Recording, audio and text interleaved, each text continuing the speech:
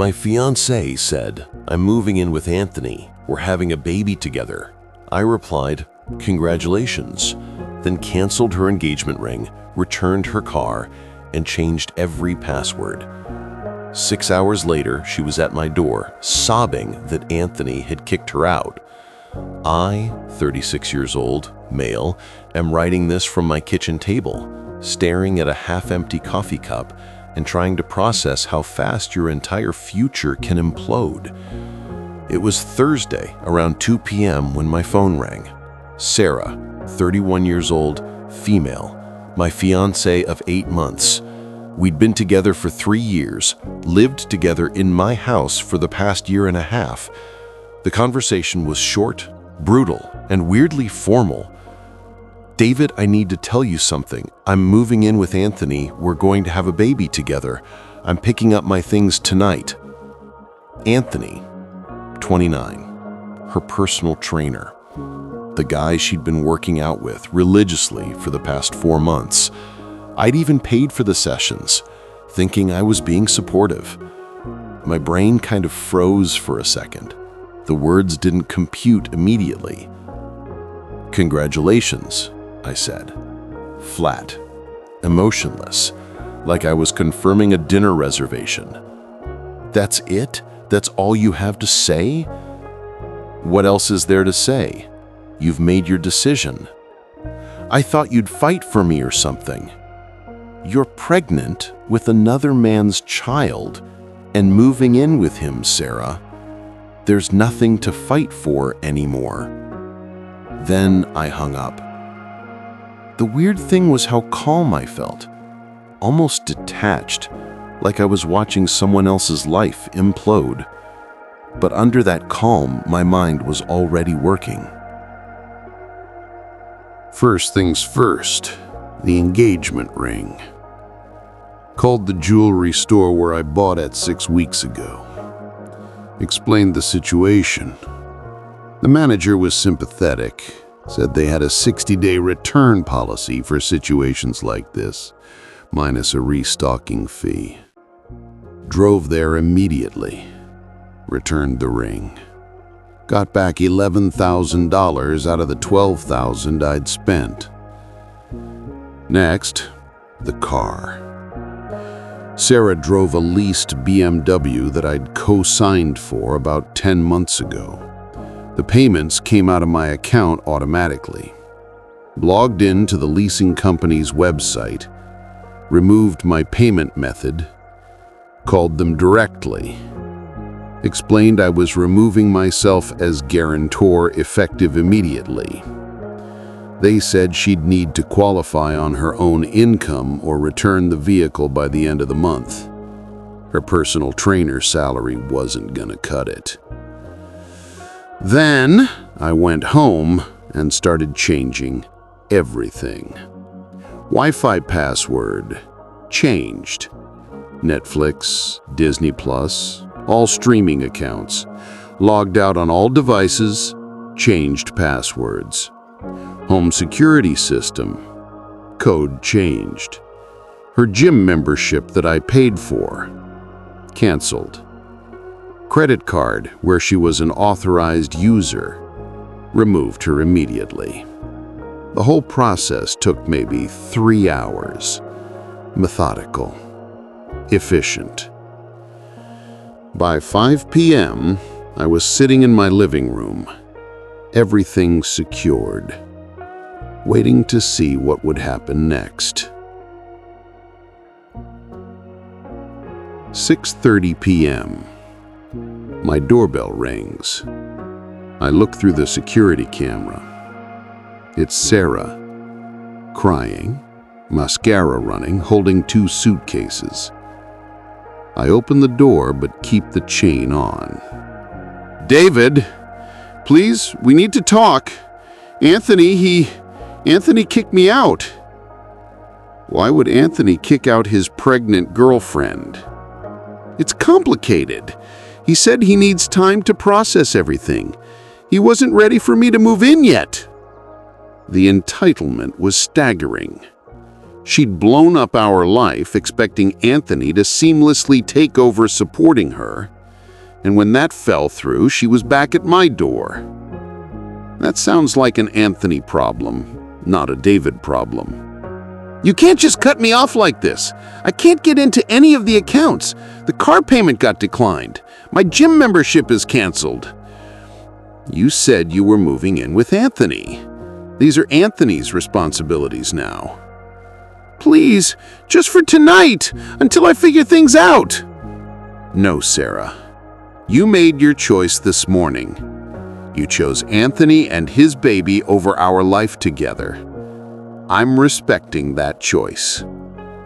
Her face went from desperate to angry to panicked. This is insane! You're punishing me for being honest with you. I'm not punishing you. I'm accepting your decision.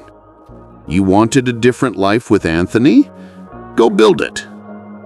But I have nowhere to go! You have Anthony, you have family, you have friends. Figure it out. I closed the door and turned the deadbolt. She banged on it for about 10 minutes, crying, yelling, then finally left. The silence was actually peaceful. It's been 48 hours since Sarah's announcement, and the fallout has been predictable. Thursday night, after she left my doorstep, I got a barrage of texts from new numbers. Clearly, she was borrowing phones since I'd blocked her main one. David, please, I made a huge mistake. Anthony isn't who I thought he was. I'm staying at a motel. I can't afford this. Please, just talk to me. I screenshotted them all and didn't respond. Friday morning, her sister Jessica called my work phone. David, what the hell is wrong with you? Sarah's devastated. She's practically homeless. Sarah announced she was moving in with Anthony and having his baby. I respected her decision. She made a mistake. Anthony turned out to be he basically used her and threw her away. That's unfortunate, but it's not my problem to solve. She needs help. She has nowhere to go. She has family. She has friends. She has Anthony, who's the father of her child. Anthony wants nothing to do with her now. Again, not my problem. She chose him over me. You're being cruel. I'm being realistic. She ended our relationship to be with someone else. I'm not a backup plan. Hung up. Blocked that number too. Friday afternoon, Sarah's mom called. That was fun. David, I'm ashamed of you. Sarah's pregnant and you threw her out like garbage. Linda, Sarah announced she was leaving me for another man and having his baby. I didn't throw her out. She left. But she changed her mind. She realized she made a mistake. She realized Anthony wasn't going to support her like you did. That's not changing her mind. That's facing consequences. She needs stability right now. She's carrying a child. Anthony's child. Anthony's responsibility. You're heartless. I'm practical. Your daughter chose someone else. I'm respecting that choice. The best part? I found out through a mutual friend that Anthony didn't just kick Sarah out. He's apparently married, has been the whole time. His wife found out about the affair and the pregnancy, and Anthony immediately cut all contact with Sarah to save his marriage. So Sarah didn't just lose her fiancé and her comfortable life with me. She lost her affair partner too. And she's pregnant with a married man's baby who wants nothing to do with her. The hits keep coming. Got a call from the BMW dealership today. Sarah apparently went there trying to explain the situation, hoping they'd work with her. They told her exactly what I already knew. Without a cosigner with good credit, she doesn't qualify for the lease. She has until the end of the month to return the car or face repossession. She's been posting cryptic things on social media about learning who people really are and fake love. A few mutual friends have reached out asking what happened. I tell them the simple truth. She left me for someone else, it didn't work out, and now she's dealing with the consequences. Most people get it. The ones that don't weren't really my friends anyway. Spent the weekend cleaning out the last of her stuff from the house, things she didn't grab in her rushed packing Thursday night. Boxed it all up, labeled it clearly. If she wants it, she can arrange pickup. I'm not delivering anything. The house feels different now. Quieter, but in a good way. No more walking on eggshells, wondering if she's texting Anthony. No more paying for gym sessions with her trainer. No more subsidizing a lifestyle for someone who was planning to leave me for another man. 1 week since the phone call that changed everything. The entitlement has reached new heights. Monday morning, I got a letter. Not an email, not a text. An actual certified letter from Sarah. She had it delivered to my workplace. The letter was 3 pages of handwritten drama about how I abandoned her in her time of need and how she never meant for things to happen this way. The kicker was the last paragraph, where she demanded I pay for her hotel costs until she gets back on her feet and suggested we go to couples counseling to work through this betrayal. The betrayal. She cheated on me, got pregnant by another man, announced she was leaving me for him, and I betrayed her by not funding her life afterward. I showed it to my lawyer friend Tom over lunch. He laughed so hard he nearly choked on his sandwich. She wants you to pay her bills after she left you for another guy, and she called it your betrayal? Apparently, I'm supposed to be her safety net indefinitely. Save this letter, Tom said.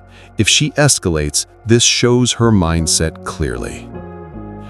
Tuesday, the financial reality hit her harder. Got a call from my bank. Sarah had tried to use the credit card I'd canceled. Multiple attempts at different stores. The bank flagged it as potential fraud until I explained the situation. Called the credit card company, confirmed she was no longer an authorized user, and asked them to note that any attempts to use the card were unauthorized. Wednesday brought the family intervention. Sarah's parents showed up at my house unannounced. I watched them through my security camera for a few minutes before answering. Linda started in immediately. "David, we need to talk." Sarah's dad, Mike, looked uncomfortable but determined. "Son, Sarah made a mistake, but you can't just cut her off completely." Mike, "She didn't make a mistake. She made a calculated decision to leave me for another man. The fact that it didn't work out doesn't make it my responsibility. She's pregnant. She needs support. Anthony's baby, Anthony's support, or your support. Not mine. Anthony is married. He was using her.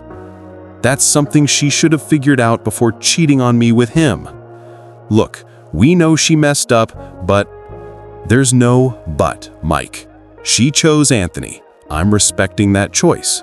She's made adult decisions. These are adult consequences."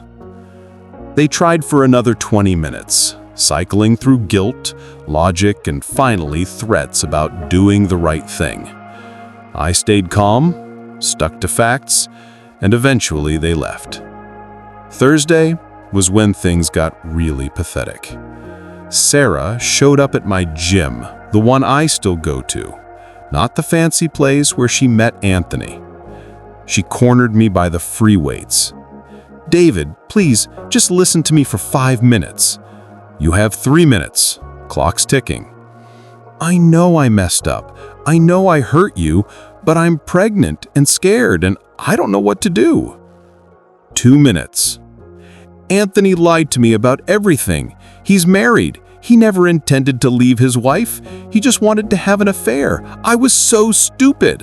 1 minute. I miss you. I miss us. I know we can work through this if you just give me a chance. Time's up, Sarah. You didn't make a mistake. You made a choice. You chose to cheat with Anthony. You chose to get pregnant by him. You chose to leave me for him. The fact that Anthony turned out to be exactly what everyone except you could see doesn't change any of that. But I love you. No, you love what I provided. Stability, financial security, someone to take care of you. Anthony offered excitement and adventure until reality hit. Now you want. Everything I did afterward was just accepting that reality. If Anthony had been everything you thought he was, you'd be happily setting up house with him right now. I grabbed my towel and headed for the exit. Find a new gym, Sarah. This one's mine. Got a text later that evening from Jessica. You're a heartless bastard. Sarah is sleeping in her car. My response? She chose Anthony. These are Anthony's consequences to manage. Blocked Jessica permanently. It's been 3 months since Sarah announced she was leaving me for Anthony. Time for the final chapter on this mess. The immediate aftermath of my last update saw Sarah's situation spiral quickly. Turns out sleeping in a BMW you can't afford while pregnant isn't sustainable. She lasted about a week before the car got repossessed. I drove by the lot where they towed it, saw it sitting there with the dealer plates back on. Her parents finally stepped up, sort of. They let her move back into her childhood bedroom. But from what I've heard through mutual friends, it's been a disaster.